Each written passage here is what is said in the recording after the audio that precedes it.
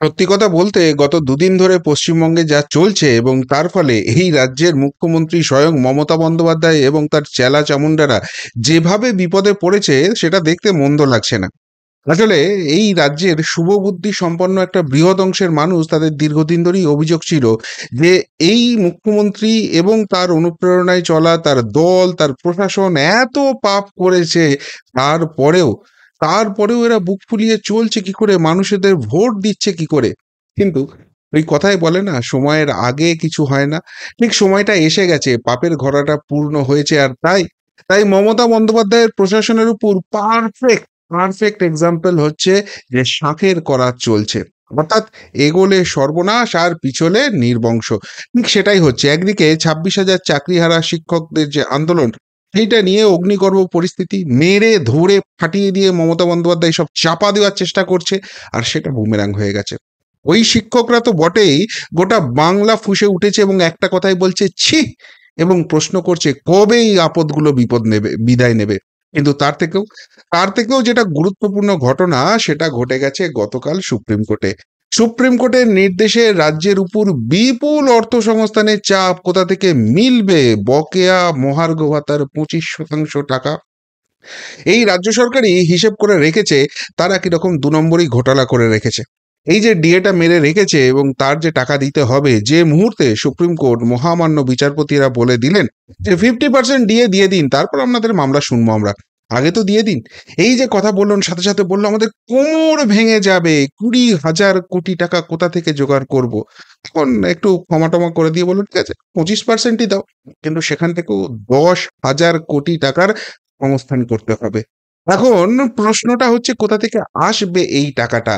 আর তার থেকেও বড় কথা, এই টাকা দিলেই কি হবে আর না দিলেই বা কি হবে? প্রথম যে অপশনটা আসছে যে এই টাকা আমরা দেব না। সুপ্রিম কোর্ট বলছে বলুক, এই বারবারই এরা বলে না রায়কে সমালোচনা করি আমরা, বিচারকদের বলছি না, তারপরে উল্টো পাল্টা কোর্ট এবং মহামান্য বিচারপতিদের সম্বন্ধে উল্টো পাল্টা কথা এরা বলেই যায়।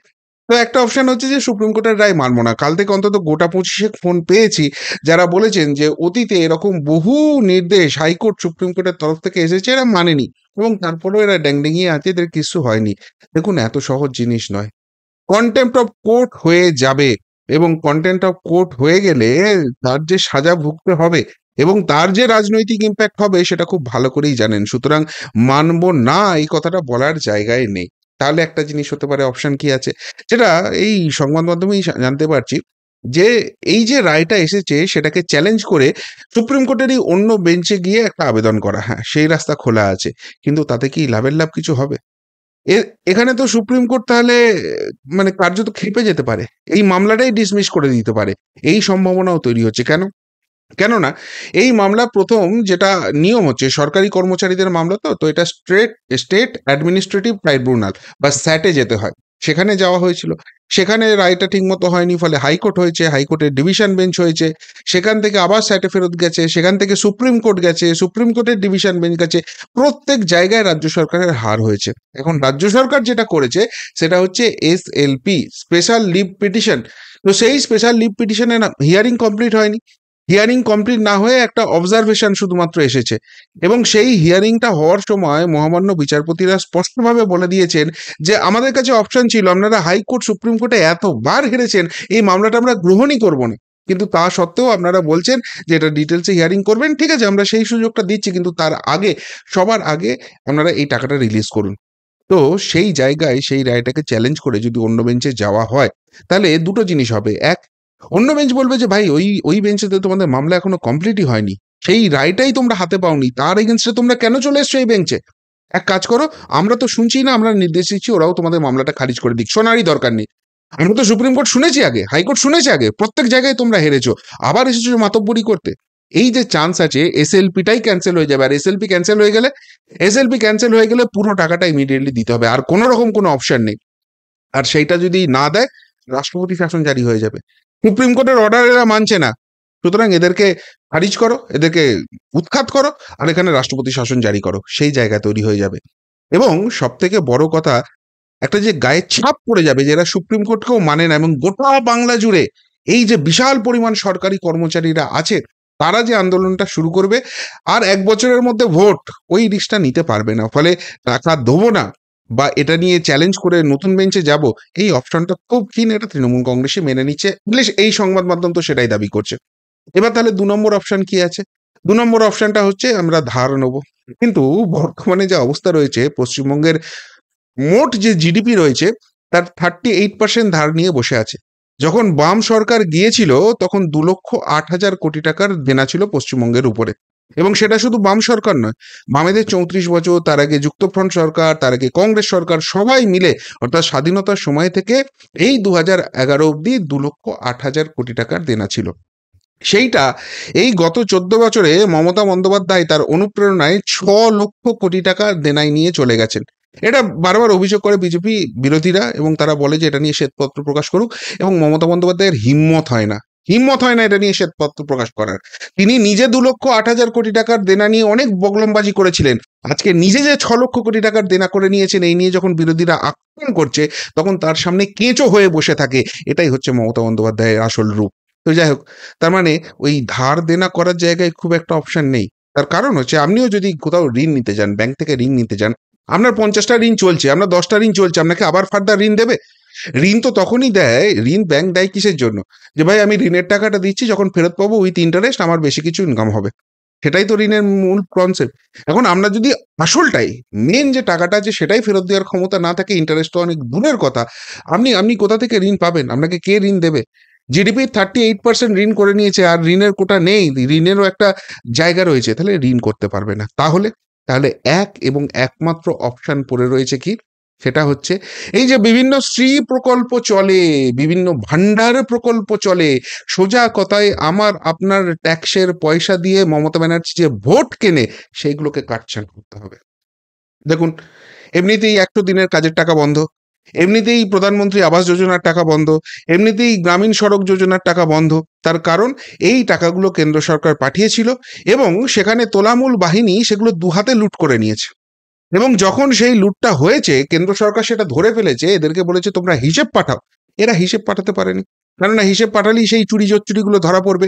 আর এই দলেরই সব যেগুলো রত্নগুলো আছে, সেই রত্নগুলোকে জেলে পুরতে হবে, সেই টাকাটা রিকভার হবে, একটা ক্যাওস তৈরি হবে, আর সেখান থেকে ভোট ম্যানেজ করার ভোট ম্যানেজারদের খুঁজে পাওয়া যাবে না, ফলে এরা হিসেব দেয়নি, ফলে সেই সমস্ত টাকা বন্ধ। আর এই টাকা বন্ধ হয়ে যাওয়ার জন্য সাধারণ মানুষ যখন ভুক্তভোগী হবে তারা ভোট দেওয়া বন্ধ করবে। ফলে সেই জায়গা থেকে এরা কি করেছে, নিজেদের ফান্ড থেকেই একটা টাকা অ্যালট করছে, এবং সেখান দিয়ে দেখো কেন্দ্র দিচ্ছে না, কেন্দ্র বঞ্চনা করছে না, আমরা চালাচ্ছি, এইসব করছে। কিন্তু এই ১০,০০০ কোটি টাকা যদি দিতে হয়, তাহলে তাহলে কি হবে? এই ভান্ডারগুলো, এই প্রকল্পগুলো কাটছাঁট করতে হবে। এইবার সবথেকে যেটা মুশকিলের হচ্ছে, পশ্চিমবঙ্গের এই মুহূর্তে সবথেকে জনপ্রিয় প্রকল্প হচ্ছে লক্ষ্মীর ভান্ডার, যেটা ভাতা ভিক্ষার ভোট আমরা বলে থাকি, সেটাই। মায়েদের হাতে ১,০০০ টাকা ১,২০০ টাকা ধরিয়ে দেওয়া হচ্ছে। তো যেটা একটা সার্ভে, বিভিন্ন সার্ভে এখন শুরু হয়ে গেছে, সেই সার্ভে যে রিপোর্টগুলো দেখছি সেখানে বলছে এই লক্ষ্মীর ভান্ডারের এফেক্ট কিন্তু আর নেই। ২০১৯-এ যখন এটা ইমপ্লিমেন্ট হলো, ফার্স্ট টাইম যখন অ্যানাউন্স হলো, তখন মানুষের মধ্যে একটা উৎসাহ ছিল, যারে বাপরে নতুন জিনিস, মাস গেলে টাকা পাবো, কোনো কাজ না করেই টাকা আসছে হাতে, যে টাকাটাই হোক, মানুষ বেশ উৎসাহ পেয়েছিল। তারপর ২০২৪ যখন এলো, তার আগে এই টাকাটা বাড়িয়ে দেওয়া হলো, মানুষের মধ্যে আবার নতুন করে উন্মাদনা এলো, আরে টাকা বাড়ছে। এবার কি হয়েছে, এবার মানুষের এক্সপেকটেশনটা সেট হয়ে গেছে। সেটা হচ্ছে যে আমরা টাকা পাচ্ছি এবং একটা করে ভোট এলেই সেই টাকাটা বাড়বে। ফলে সেই জায়গা থেকে সেখানে যদি টাকা না বাড়ে, বা তার থেকেও মারাত্মকভাবে যদি টাকা কাটছাঁট হয়, তাহলে তাহলে কিন্তু সেটা নেগেটিভ ইম্প্যাক্ট করতে শুরু করবে। এটা যদি কন্টিনিউ করে বা এই টাকাটা বাড়ায়, তার কোনো এফেক্ট নেই, যে ভোটটা পাচ্ছিল সেই ভোটটাই পাবে, কিন্তু যদি না করতে পারে সেখানে ভোটটা কাটলে হবে। ২ নম্বর কথা, আরেকটা যেটা তৃণমূল প্রচার করে, যে মমতা ব্যানার্জি এই টাকাটা দিচ্ছে, অন্য কেউ ক্ষমতায় এলে, বিশেষ করে বিজেপি এলে, এগুলো সব বন্ধ হয়ে যাবে।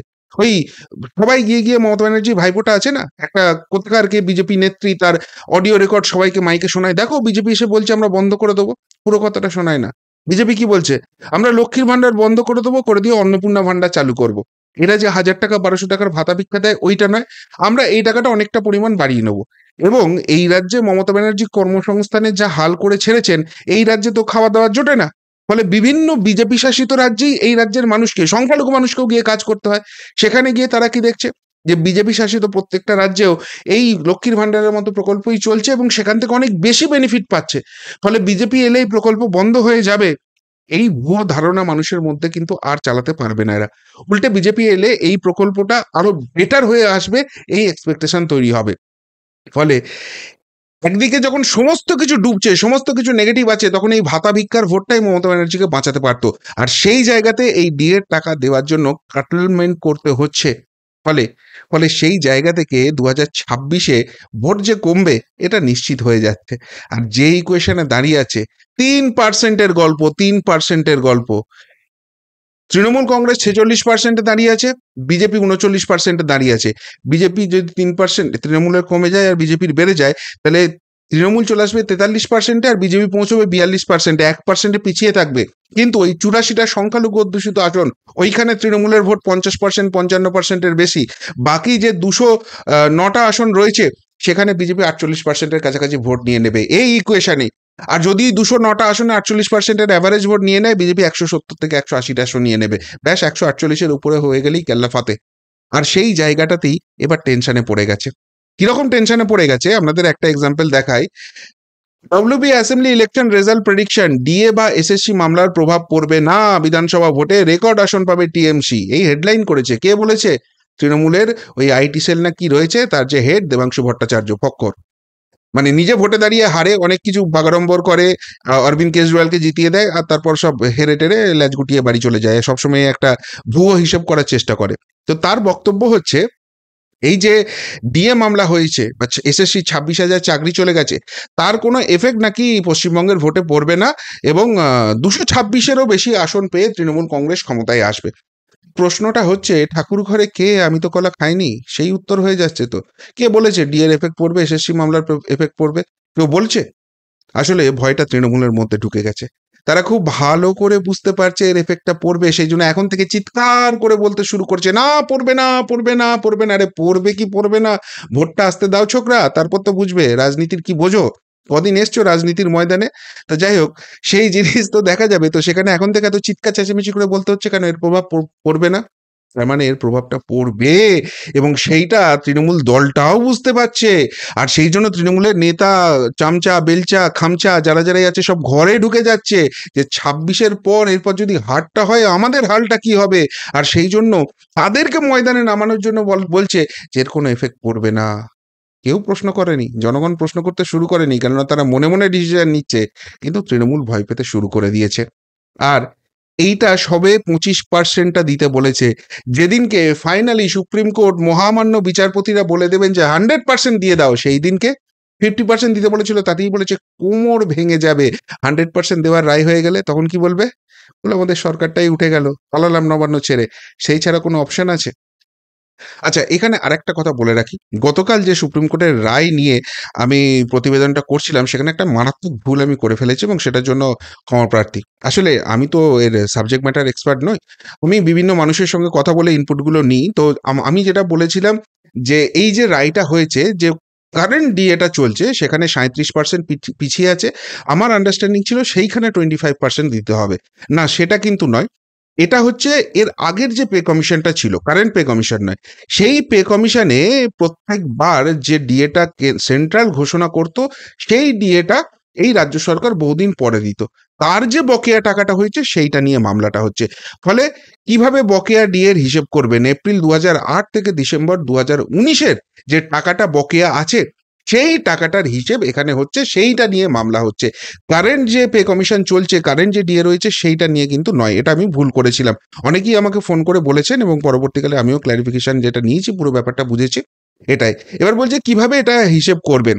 বেসিক পে, মূল বেতন নির্ধারণ, প্রতিটি মাসের জন্য আপনার বেসিক পে কত ছিল তা জানতে হবে।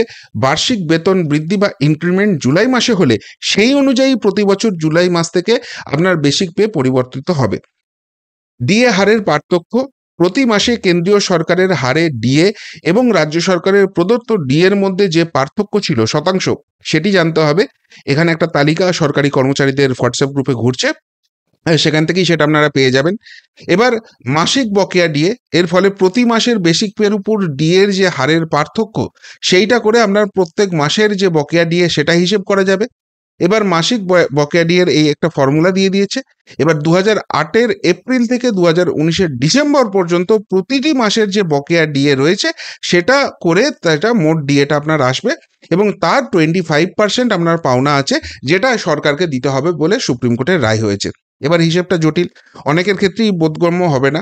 সুতরাং মোটা মোটা একটা হিসেব পাওয়া যাচ্ছে। এক্সাক্ট হিসেবটা অবভিয়াসলি আপনাকেই করে নিতে হবে, আপনার পে স্কেল অনুযায়ী এক একটা মাস ধরে ধরে ধরে ধরে এই ক্যালকুলেশনটা করতে হবে। কিন্তু যেটা মোটা মোটা একটা হিসেব পাওয়া যাচ্ছে, যারা গ্রুপ এ কর্মচারী রাজ্য সরকারের, তাদের মাথাপিছু মহার্ঘ ভাতার পরিমাণ হলো 7 থেকে 8 লাখ টাকা।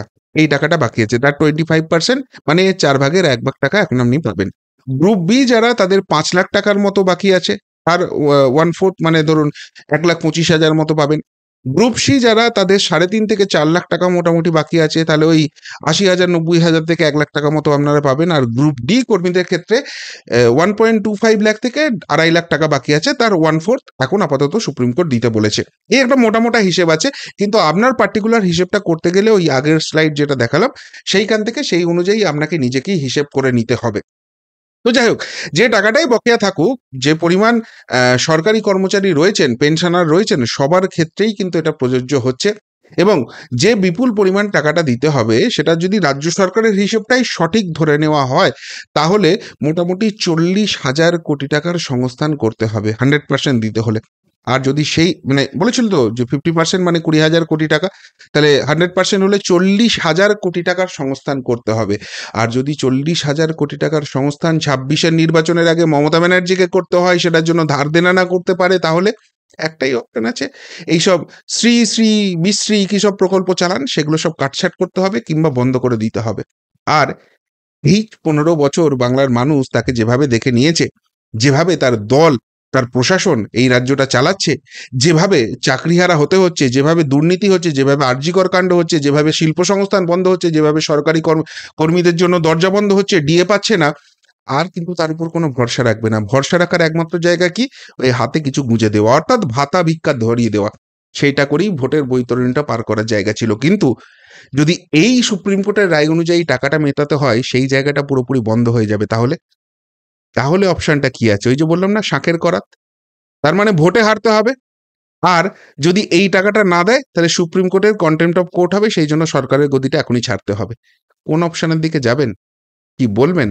মমতা ব্যানার্জি এবং তার প্রশাসন যে উন্নয়নের জোয়ার করেছে, যার জন্য বাংলার এই হাঁড়ির হাল হয়ে গেছে, আর যার জন্য তাকে তাকে এবং তার সরকারকে নিজেকে এইভাবে গাড্ডাই পড়তে হচ্ছে, সেই নিয়ে যদি কিছু বলার থাকে অবশ্যই কমেন্ট বক্সে কমেন্ট করে জানাবেন। এখনকার মতো এখানেই শেষ করলাম, ফেরত আসছি নতুন প্রতিবেদন নিয়ে খুব তাড়াতাড়ি। ভালো থাকবেন, সাথে থাকবেন, পাশে থাকবেন। নমস্কার।